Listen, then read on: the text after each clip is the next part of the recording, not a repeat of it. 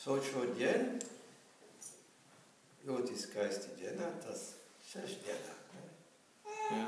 Un šodien ir ļoti skaisti tekstā. 10. So Jēzus teica, vārdi, ko es jums sācīju, ir gars un dzīvība. Tā. So, nozīmē, kad mēs domājam, ļoti, ļoti svarīgi. Ne, tas radīts visiem mūsu dzīve, kā mēs domājam. So, mēs esam atbildīgi, kā mēs domājam.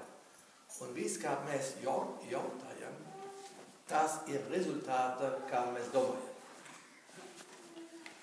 Un Jēzus, tā bija arī, Jēzus sācīja tiem 12. Vai arī jūs gribat aiziet?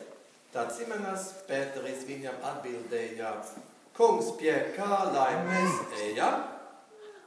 Tev ir mūžīgas dzīves vārdi. Un mēs ticējam un pazinām, ka tu esi Dieva svētais. Bet ļoti svarīgi ir, tev ir mūžīgas dzīves vārdi.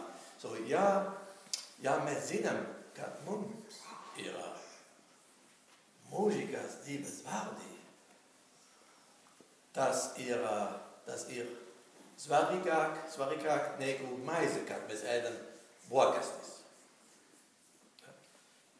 Cilvēks ne tikai dzīvo no maize, bet no katra vārds, kad eis no Dievs mota.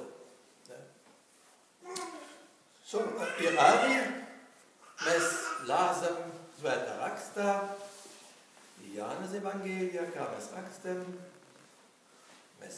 šitas. Pagaidam. Pirmsākumā bija, kas bija pirmsākumā? Bravo! So, te nebija problēma, nebija kāds, nebija slikts, negatīva domās. Pirmsākumā bija vārds, un vārds bija pie Dieva, un vārds bija Dievs. Bija Dievs vārds. Vārds bija Dievs. Ne? Tas jau. Tas bija pirmsākumā pie Dieva, viss caur viņu ir rādies. Rādies vārds. So, kā mēs domājam, ļoti svarīgi. Tas bija pirmsākumā pie Dieva, viss caur viņu ir rādies, un bez viņa nav rādies nekas. Kas